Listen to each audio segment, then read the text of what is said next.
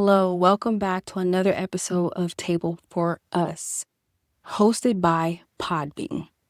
This platform makes it easy for me to be able to share as well as monetize my podcast. So if you have ever thought about starting a podcast, be sure to check out the link below. Check out Podbean. Right now, they're offering 1 month free of service. So check them out. Now, before we get into today's episode, I first want to give an honor to God because without Him, nothing that I do would be possible. Okay? So today's topic that we're going to be talking about is body shaming in the Black culture. Now, I have a lot of mixed emotions about this, and this is just my own personal experience and feelings. So if you feel like you want to jump in on this conversation, please do comment below. Don't forget to save this and share it with someone else. All right, so when I was growing up, I have never been skinny, actually. I've always been slim thick, I guess is what you would call it. I cannot remember a time I remember one time when the smallest I was as an adult, I was in a size 12. And that was after my second child was born. And I had a job where we had an on-site gym. So we owned, I want to say 4 buildings on campus is what we called it. And on my lunch break, I literally would go to the gym for about 45 minutes, work out, hit the showers because we had showers there. And then I would spend maybe about 10-15 minutes eating my lunch, depending on how quick I was able to shower. And because I put in the hard work to work out, watch what I was eating, I was able to go from, I want to say I probably was a size 16 before I even got pregnant with her. So I was down to a 12, and I was probably the smallest that I can remember I ever was as an adult. So my weight has always pretty much fluctuated. Yo-yo effect, I guess is what they call it. The biggest that I've ever been, I believe I was in a size 20, maybe 22. I don't know. I was almost 300 pounds. And that was actually when I wore a size 20, I believe it was a size 20, was shortly after my grandmother passed. So I was a teenager actually. And when she had passed away, I went into this Great Depression, and I would just sit in my room and just be snacking. I had every snack you can imagine, Twinkies, those oatmeal cookie pie things. What else was my thing? Oh, the yellow Hostess cupcakes. Those are my snack go-to, and then pretty much anything that was sweet. And when I got out of that depression, then I pretty much went down to that size 16 and just have consistently pretty much been between either 16 or 14. 12 was the smallest, but 16 or 14, right? So now I have 7 children, 5 of which I actually birthed. And my 4 oldest children are all 3 years apart. So my weight was just always like this, right? And then after my 4th oldest child, I had a long gap before I had another child. So there was no excuse whatsoever for my weight to stay where it was at. But I just got comfortable with where it was at. So let's add in the stuff that you're dealing with personally already, right? Your physical self that you see in the mirror, that you look down at, and your mental and emotional state, right? Now let's add in social media to that. So one of the things that I really do not like, I'm not going to say hate because my mom always told me that hate is such a strong word. But one of the things that I do not like is how a lot of women, especially nowadays, I don't remember it being that much of an issue back then. Like plastic surgery was always a thing, right? But it was more so on your facial features. Like someone might not have liked their nose. Maybe it was too wide, or they had a hump or something right here and they wanted to, I believe it's called rhinoplasty, right? So they would go and get that fixed.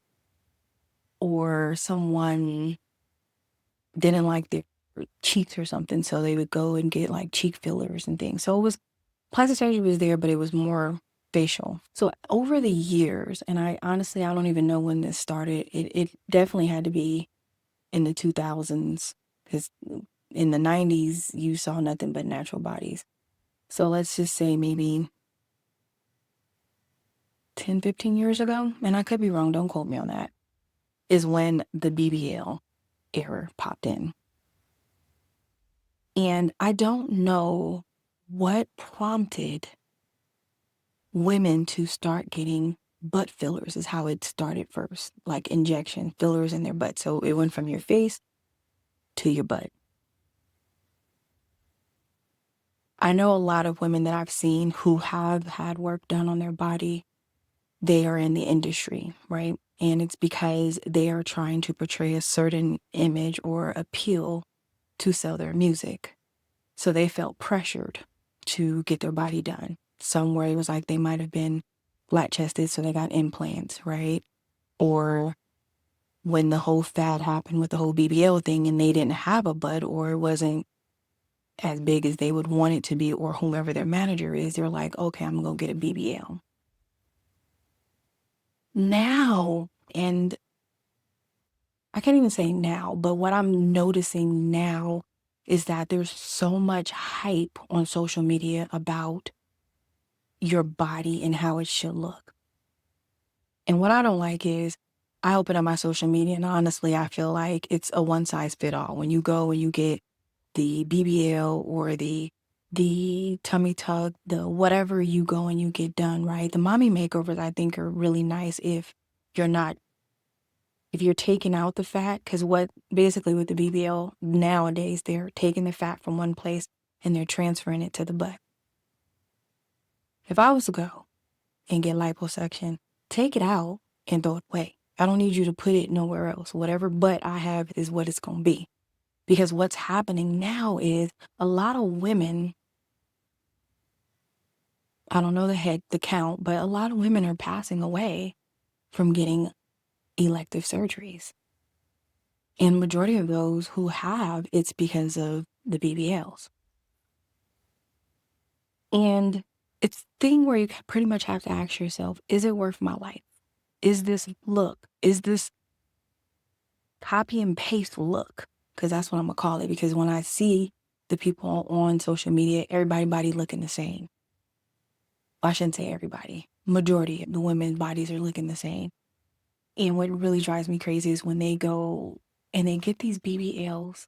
And I believe Cardi B had a song about it, even though she has a BBL, but she talks about how your thighs don't match the butt, right? And basically, if you have a natural butt, 9 times out of 10, it's going to fade into your thighs and you're going to have the natural looking thighs to hold that butt up. But what I see, when I was a little girl, I used to draw. Let me show y'all. I used to draw kids, they used to draw stick figures. And most of the times when they would draw a stick figure, they would draw a woman. And this is how it would look, right? This is their head, flat stomach, and here's the butt, and here's her legs. It's literally what I see nowadays, right? Where it's like you have these stick figure legs holding up this gigantic butt. And these are the side views. And I ask myself, I'm like, why would you do that to yourself? And I'm knowing that you got your body done, you're looking in the mirror. Why would you do that to yourself? Because now you look weird. And for those who are saying, yeah, I want to get my butt done, I want to get this, I want to get that, knowing that the rate of women of color are literally passing away from complications either during their procedure or shortly after the procedure. You have to ask yourselves, is it worth my life to look like this, to have this copy and paste body? Or should I just go to the gym and work out? Now, there is a young lady, her name is Joy, Joie, I believe is how she spells it, Chavez. And she, let me tell you, her body is so banged. She works out. She has a routine and she has 3 children. And after every child, and she gained a lot of weight with her children. But after she hit that gym, actually while she was pregnant, I believe she was in that gym. So I feel like if there's a particular body type that you're trying to accomplish, or maybe not a body type, but maybe there's a problem area somewhere on your body and you want to work on that, it's so much more healthier to go to the gym. And in some cases, now let me tell you, let me talk from my own personal experience after I say this. Go to the gym, get you a personal trainer, somebody who actually knows the things that you should be doing in order to target that area that you don't like. Okay. If you try to go on your own, because I know for myself, when I try to work out and go on my own, I'll do it for a little bit and then I stop. And then you have those people where it's okay, it's the beginning of the year, like pretty much January, right? And you have all these new gym memberships and they last till maybe mid to late February. And then you'll have some that'll last till March. And then after that, they fall off. And for me personally, when I was working out, I worked out every day. I didn't have, well, I rested on Saturday and Sunday, but I worked out Monday through Friday and it would be for 45 minutes to an hour. And honestly, I didn't really have a real goal. It was just, I was tired of being big and looking at myself. Other times that I have worked out, it was because I had a trip coming up. Like I remember going hard on my elliptical when my cousins were getting married. My cousin was getting married and now his wife is now my cousin, but they were getting married in the Virgin Islands and I wanted to look nice on the beach because I wanted to wear a swimsuit. I wanted to get some beach pictures and stuff. So I went hard on my elliptical in order to lose some weight. Not a whole lot. I knew I wasn't going to lose a whole lot, but I at least wanted to be able to look good in my clothes. So I went hard on my elliptical. I had a waist trainer on. I did the whole, oh my God, let me tell you about the waist trainers. Now, some waist trainers out there are really good, whereas other ones, they are so uncomfortable. So my waist trainer that I had, I don't even remember who it was by, but it was supposed to be one of those Colombian type of waist trainers or whatever. So it was talking about lay back and try to snap it and all that stuff to get it to close. And it had the bars in it and so forth and the snaps. And it had did it have 3 rows? I think mine had 3 or 4 rows of snaps. So I had that on, was working out in that, or I would wear it all day. So I'm like this. Uncomfortable. It definitely helped me with my posture, I tell you that much. But I started to get, because after a while, when you wear it so much and the wear and tear on it, those metal bars start to stick out. They start to come out through the seam. So I started to have, I guess you can say it started off as a cut, but then it like was a bruise or something. And then I'm like getting these black marks basically like on my side and my front of my stomach. So it was like, okay, this is helping me with it. It definitely curbed my appetite because I felt like I was stuffed, which I literally was because everything's being compressed by this waist trainer. So I didn't eat as much because I wore the waist trainer literally every day, all day. And it helped me with my posture. But the side effect was being uncomfortable and then having those marks from the waist trainer. And back then, they didn't really have a whole lot of different options when it came to waist trainers. Now, and I want to say that was maybe about 14, 15 years ago. Now they have so many different companies that are coming out with more comfortable waist trainers, stomach control, fajas, all of those things basically are more people are coming out with different versions that are more comfortable but also do what they're supposed to do. So I would strongly advise you to do your research on what works best for you.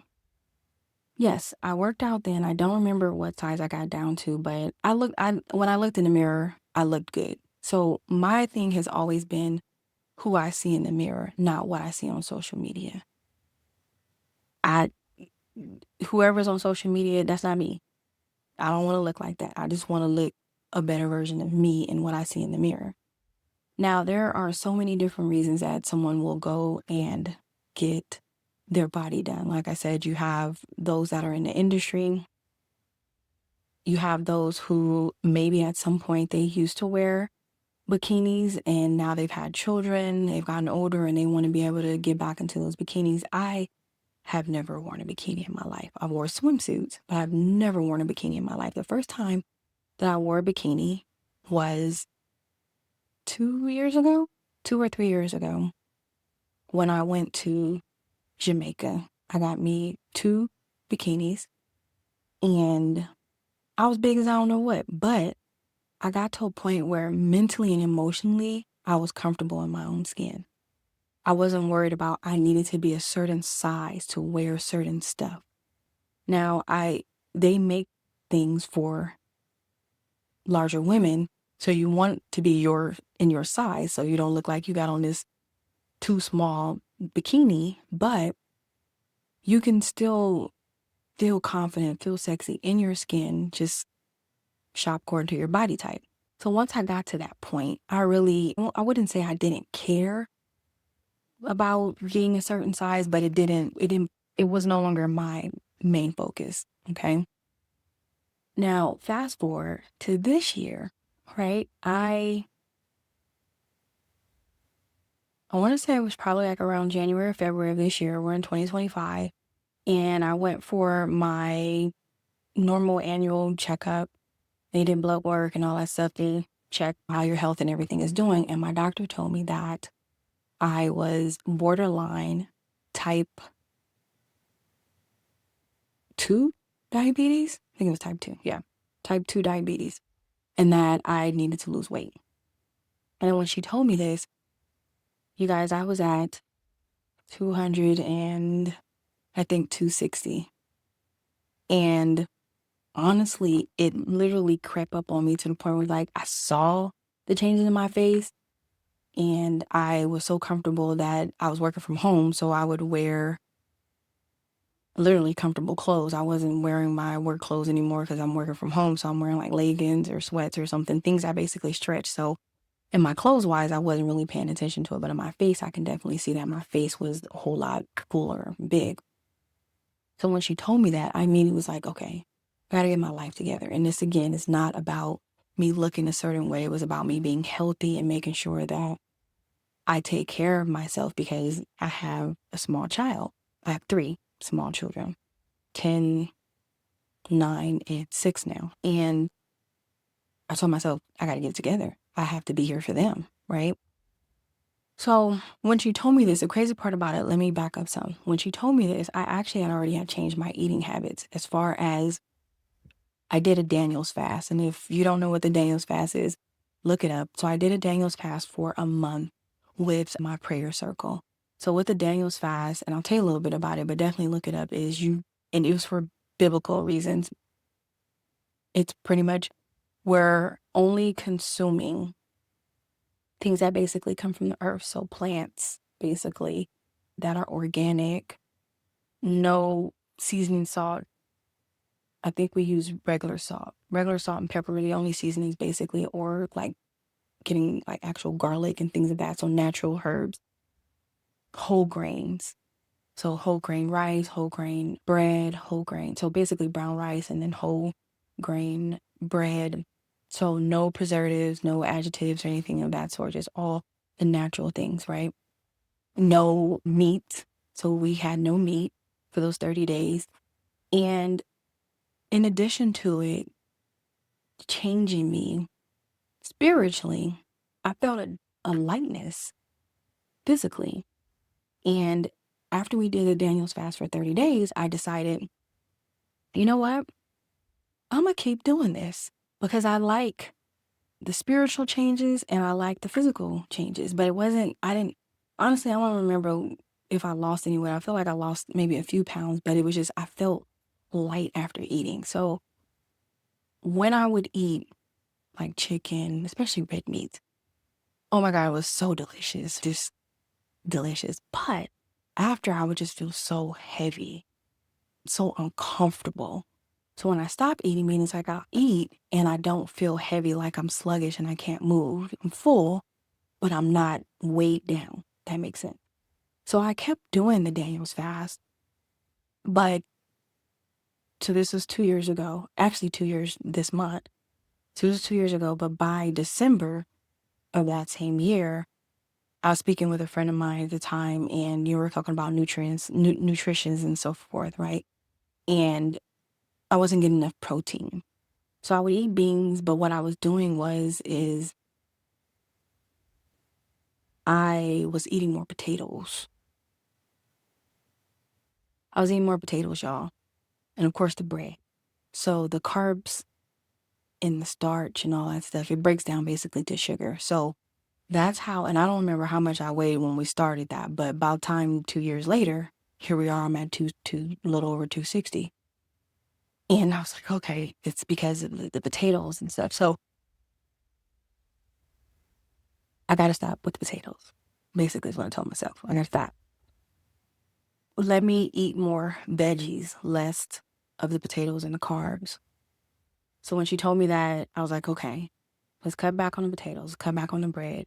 And I'm a bread person. On top of that, even though I was doing the Daniel's fast still as far as my food, my biggest thing is sweets. So I will eat candy all day if you let me, was pretty much what was going on. So my sugar levels was just out off the chart. So I changed that. I started walking more, which I really didn't have a choice because my catalytic converter in my car went out. So I had no choice but to walk my boys to school. And I started to focus on my weight. Now, again, I'm not worried about what people look like on social media. I'm literally looking at myself in the mirror. And now that my eyes are open and I'm like, dang, I really, look how big I am. So then what made it worse is I went and I tried on something that I hadn't worn in a while that I was able to wear before I gained all this weight, and I couldn't button it. I couldn't zip it. I said, oh my God, we got to do something about this. Anyway, I'm literally doing everything I can to drop some weight, and it wasn't happening. I must have lost maybe about 5 or 7 pounds.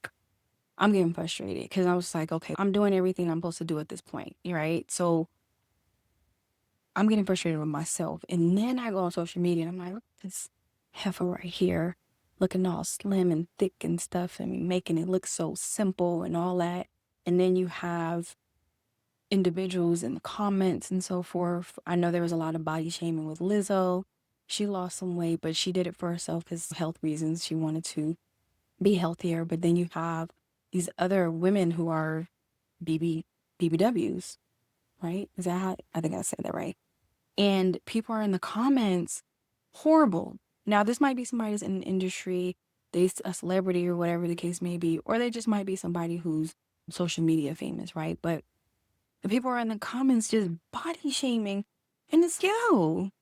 Why are you judging this person? You don't know what things that they're going through mentally, emotionally, or whatever the case may be. And me personally, I feel like if you are healthy, and in most cases, people feel like you can't be healthy and be big, but I beg to differ. I feel like you can. You might be borderline unhealthy in some things, but I feel like you can be, right? So that bothers me. So you have the people who body shamed individuals into feeling like they needed to change something about their body, get something additional, whether it's boobs or breasts, I'm sorry, boobs or a butt or whatever, implants. And then you have the ones where it's like, oh, you're too big, you need to lose some weight. Or you'll have the ones where it's like they've already gotten something done and now people are like, it don't look right. There's so many critics on social media. So my advice here is if you're dealing with something and you don't like who in the mirror, you don't like who in the mirror, not somebody else, not a spouse, not a family member, not a friend, all in your ear, but you don't like who in the mirror, then definitely do whatever you need to do to change who in the mirror. However, make sure you're doing research. If it's surgery, research the surgeon, right? Research the clinic, research the procedure. Don't go off with somebody else's experiences because everybody's experience is going to be different.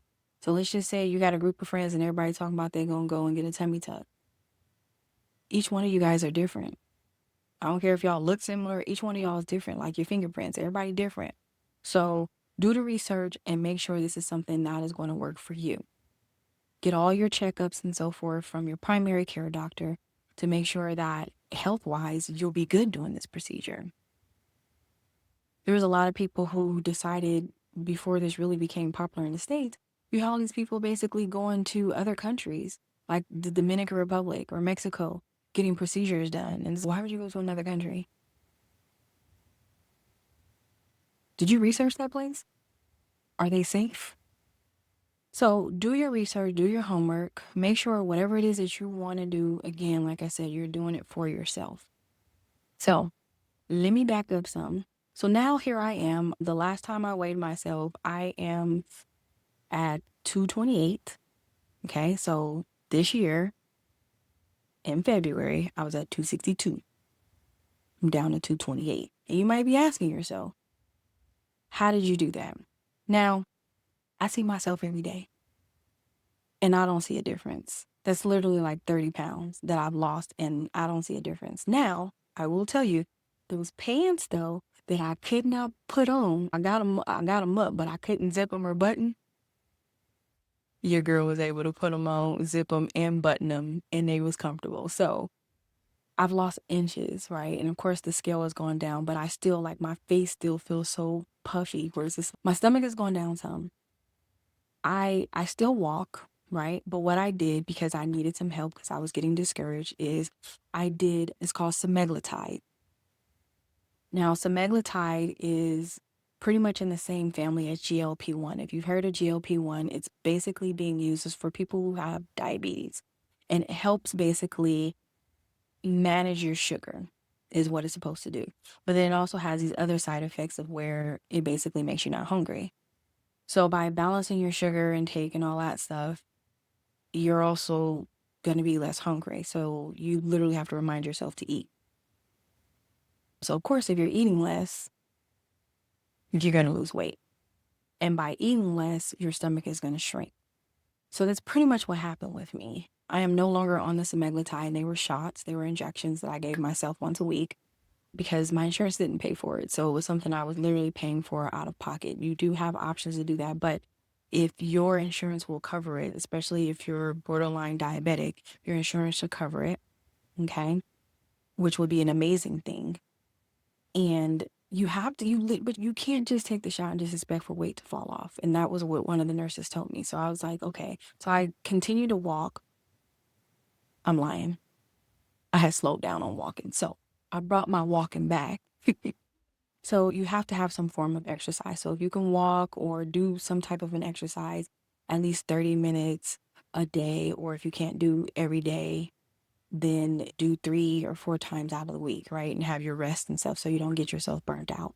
But you have to have some type of exercise. And then you definitely have to change what it is you're eating. You can't expect for yourself to lose weight and you're still eating Burger King and McDonald's and all these fast food places or even processed food at home. You want to make sure that you're having your fruits, your veggies, and most importantly, that you are drinking water. Stay hydrated. I literally, and it's not even on my desk right now, I have a 40-ounce cup. I fill it up twice a day. So I kill it basically during the day and then I fill it up again later and drink the rest through the night. Yes, you're going to be running to the bathroom, but you want to stay hydrated. So the things you're putting in, that water is literally able to flush it out. The other thing is, if this is something you want to try, of course, make sure you're talking with your doctor about the side effects and everything. Is it going to be hot flashes? Am I going to be able to sleep? Is it going to do something to my skin? Or I know most people, they don't like to give themselves injections. So I believe they have a pill form. But again, check with your doctor because maybe you take the pill and it upsets your stomach. There are other things that you can do before you go the surgery route. So I strongly encourage you to do research, see what's going to work best for you, okay? And try not to let social media bother you. And people out there, if you're watching this and you somebody who done body shame somebody in person or on social media, don't do that. I'm actually guilty of that. Not on social media, but with my children. And I'm working on correcting that because I don't want them to have that childhood obesity and they grow up or somebody at school is talking about them. So I do it at home and I'd be like, you eating too much. You getting bigger. But I have to remember that, yes, I'm saying that as their mom because I care, but it can have a mental and emotional effect on them. Because I noticed my son, when I said that to him, he made his plate and he had 2 wings on there. And I was like, that's all you're eating? He's like, yeah, you told me I was starting to get fat. And I was like, I'm sorry. I had to apologize to him and everything. And I was like, I'm just worried about your health. That's it. But now he plays football, so he's exercising more, so he's burning that stuff off. And he's only 9. So I'm like, you're still growing. If you're hungry, I want you to eat. I don't want you to starve yourself. But you just want to make sure that it's healthy options that they're eating or yourself is eating. So I have an air fryer. I bake a lot of stuff. I don't fry things. I used to be air deep fryer queen. I don't even have my deep fryer anymore. So it's just the way you prepare your food, what you're eating, and making sure that you're really those green veggies. So broccoli and green beans is like a big thing in my house, and collard greens. Oh my God, I love them. But of course, I don't use the meat in it. With my collard greens, what I use is I literally, instead of cooking them in water, I'll cook them in chicken broth. So I'll just buy like the chicken broth liquid and I'll cook my greens in that for the flavor. And then I just add some onion and things like that. And they're still good without the meat being in there. So there's different recipes and ways that you can prepare your food where it still tastes good, right? And it's more healthier. So with all of that said, people, please be mindful of the body shaming when you're talking to people or when you're commenting on someone's post. And it doesn't even have to be necessary that someone got big. It could be that someone has gotten smaller, right? And they might have some health issues going on that you're not aware of. Or maybe they just changed their diet and they have a high metabolism and a lot of the weight dropped off, but you don't know what somebody is going through. So stop the body shaming, okay? Everybody don't need to have a copy and paste look, but if that's the look you're going for, just be safe and healthy about it, okay? Me personally, I would love to get a mommy me makeover. And I have 5 children. I would like to tighten some things up and feel less like how I feel as far as the extra little problem areas, whatever, but I'm scared. I had surgery and getting put to sleep is just not my thing. So my biggest thing was just making sure that I'm healthy and I'm no longer borderline diabetic. As of right now, the weight is going down and I'm doing better. I'm very happy for the kickstart that I had with the semaglutide because it definitely helped me. And what I've been doing is just staying the course as far as I just eat fish. As far as my meat, I eat veggies. I don't eat that much potatoes. Every now and then I'll allow myself to have some potatoes and I'll be like, all right, enough of the potatoes. I eat a lot of veggies. There's actually, I think it's called Bird's Eye. It's so delicious. And it's basically like little meals in a package and they're all made of veggies, right? Most of them. No, they're all veggies. So it may look like it's a pasta, but it's literally the pasta is made from lentil beans, from lentils. So it's very a healthy choice. So if you're somebody who's looking for some quick fix healthy stuff, I highly recommend Bird's Eye. Check it out. And they have different meals, right? They have Brussels sprouts. Oh, they have broccoli with rice and it has a little cheddar sauce. They have this pasta, I think it's a butter pasta and it has carrots, it has broccoli, it has, what else is in there? I think lima beans. I don't know. It's really good. And you can just throw them in the microwave real quick for 3 minutes and they're good to go. I just add a little salt, a little pepper, and I'd be good. Just, they delicious, right? So if you want some quick fix stuff, check out the vegan aisle for some veggie options. And if you want to add some meat to it, I mean, you can if you're a meat person, but just make sure that you're consuming your veggies, right? And you're getting a good amount of veggies. Fruits are really good, but make sure you're getting an amount of your veggies and your water, okay? Veggies, water, fruit, and then, of course, your protein, whatever way you can get your protein. You don't get a lot of protein from fish, so I do drink, I think it's called Premier shakes. I think that's what it's called. Premier shakes is just basically a protein shake. There's 30 grams of protein in it. I get the vanilla flavor. It's the only flavor that I really like. So I usually drink one of those a day, especially if I'm out running around and I know I'm not going to have time to get something healthy. Oh, one of my other favorites that I really love. So sometimes I'll take my boys to to Burger King, and I will get the Impossible Whopper. So delicious. Don't knock it till you try it. It's actually really good. But I like that there's a lot of restaurants now that are doing more healthy options. I really love going to Habit. They're a little bit expensive, but I love getting the ahi tuna Caesar salad is what I get from them. But there's some really good, tasty, healthy options out there. Oh, another thing that I seen on TikTok, I'm gonna leave this with y'all and I'm done. This lady got a Chipotle bowl and she pan-seared her some salmon, right? And then she put that on top of the Chipotle bowl. And I was like, what? So of course I had to try it. It was so delicious.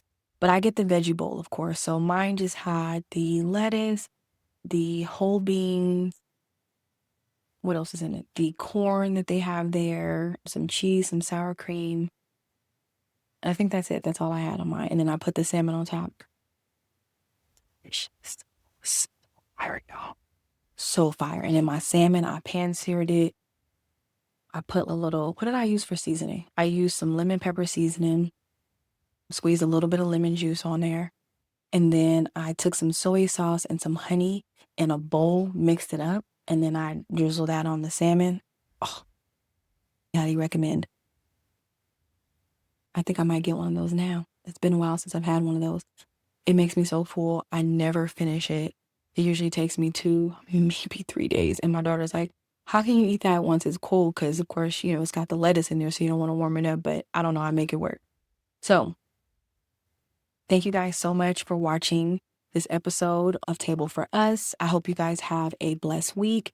And once again, if you have ever thought about starting your own podcast, again, Podbean makes it so easy. It pushes my episodes out. I can monetize on their platform. I'm signed up for Apple Podcasts and Spotify, which is where I push my episodes out. So I upload it to Podbean, and it distributes it to where I need it to go. It can also distribute to YouTube for you. It has so many different platforms that it can distribute for you. So go ahead and click that link below, get that free month, and check it out. Hi, I'm Nicolette Royal, and I am the owner of Gem Royalty. So Gem Royalty is a service business, and what I provide is teeth whitening, tooth gems, permanent jewelry, and piercings. Yes.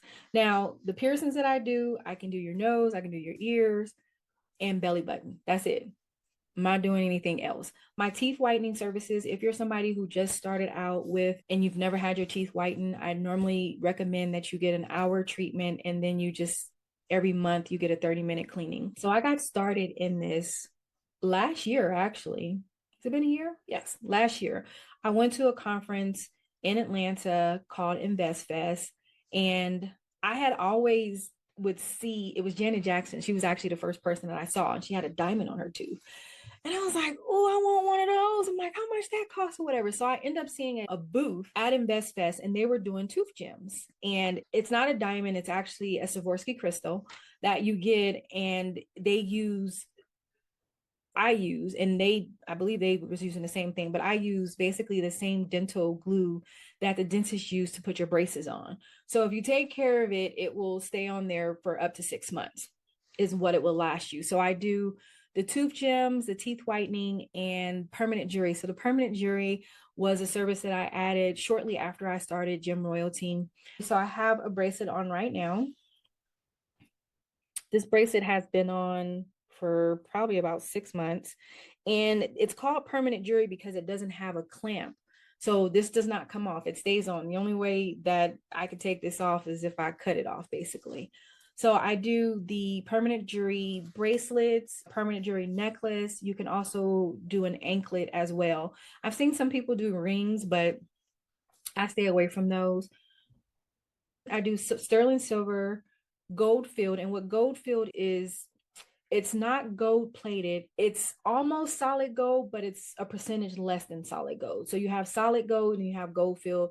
Gold plated normally just means that they've painted over something, but it's actually gold filled. So it'll last you a long time. And it's actually cheaper than getting solid gold. And depending on what it is you're getting, I charge by the inches, but you can find me on Instagram at Gem Royalty. Our services are in Las Vegas. So if you're in the Las Vegas area, you can book an appointment with us to either get a piercing, your teeth whiten, a tooth, or permanent jewelry. I'll put a link below for our booking site. Yeah. So I'm Nicole Royal, owner of Gem Royalty.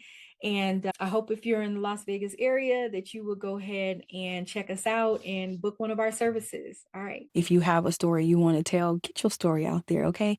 Thank you guys so much for tuning in to Table for Us and pulling up a seat to the table. Again, I'm Nicole, your host. I hope you guys have a blessed week.